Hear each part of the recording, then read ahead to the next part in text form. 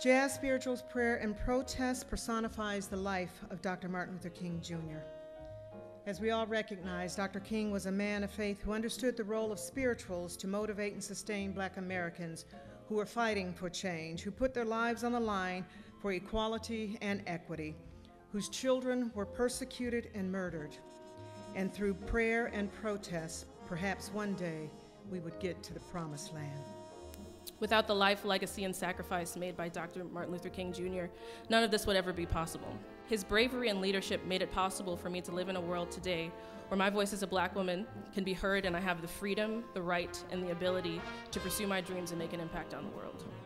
Dr. Martin Luther King Jr. used his power, the power of words and acts of nonviolent resistance, to achieve seemingly impossible goals. And as he himself put it, life's most persistent and urgent question is, what are you doing for others? Each of us will experience this holiday in our own individual way. But the idea of coming and working together was an important part of Dr. King's message. And so as we look back and think about his impact upon our lives, let us also look forward, finding new ways to coexist with our own impacts and to seek the harmonic interdependence of our voices.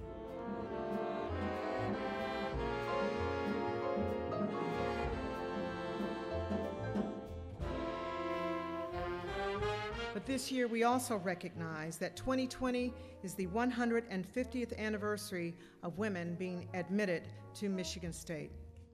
My mentors, Professor Dees and Professor Whitaker, have done an incredible job at continuing to support the voices of young artists who are women like myself and continue to give us opportunities as well as encouragement to become the best people and musicians we can be.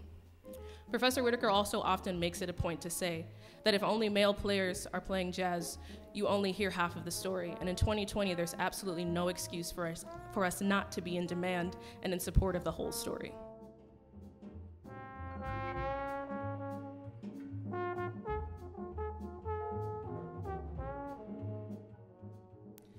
Our theme this year is Still I Rise, a poem written by Dr. Maya Angelou, who delivered the keynote commencement address for the graduating class here at Michigan State in 2005. The poem, Still I Rise, one of my favorite, not unlike so many sermons of Dr. King, urged us to remember.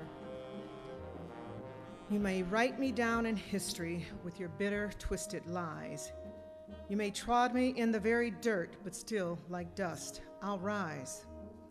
Leaving behind nights of terror and fear, I rise.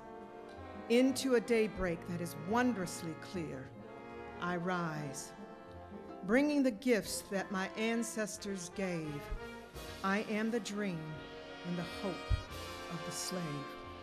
I rise, I rise, I rise.